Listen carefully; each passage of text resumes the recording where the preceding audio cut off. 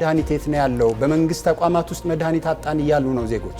ሁሉም አይደለም። የዝቅተኛ ገቢ ያላቸው ዜጎች ነፃ አገልግሎት እንሰጣለን የምትሉት ነባራዊ ሁኔታ ይፈቅድላቸዋል ወይ?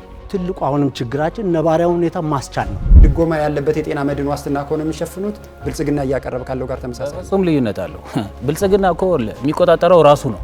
የሐኪም ታካሚ ጥምርታ መንግስት ብትሆኑ በምን ያህል ጊዜ ታደርሱታላችሁ? አሁን እዚህ መድረክ ላይ ለመናገር አስቸጋሪ ነው። ስራ ፈተው የተቀመጡትን ሐኪሞች በሚቀጥለው 5 ዓመት ውስጥ ምን ያህል ትቀጥራላችሁ? ሙሉ በሙሉ እንቀጥራለን። ቁጥር አንደፍርም ያለው ኢዜማ ቁጥሩን እየደፈረ አይደለም። የዛሬ 5 ዓመት እኮ ነው ያልኩኝ ያለው። መድኃኒቶች በመንግስት ሳይገኙ አጠገባቸው ባሉ የግል ተቋማት ውስጥ ይገኛሉ። በመንግስትና በግል መካከል ያለው የዋጋ ከፍተኛ ልዩነት አለው። ከኪሳቸው ብር ሳያወጡ በዚህ ጤና ዋስትና እንዲያገኙ እናደርጋለን። ወጪን መቆጠብ ነው አንደኛው መንገድ፣ ወጪን መቆጠብ ነው። እይታችን ራሱ በጣም የተሳሳተ ነው።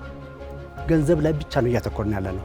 ይሄኛውን ቃል እየሰማችሁ ነው ሐኪሞች የምትተገብሩበት ነው? ለማማለል ያቀረባችሁት? ለማማለል አይደለም፣ የምንተገብረውና የምናደርገው ነው።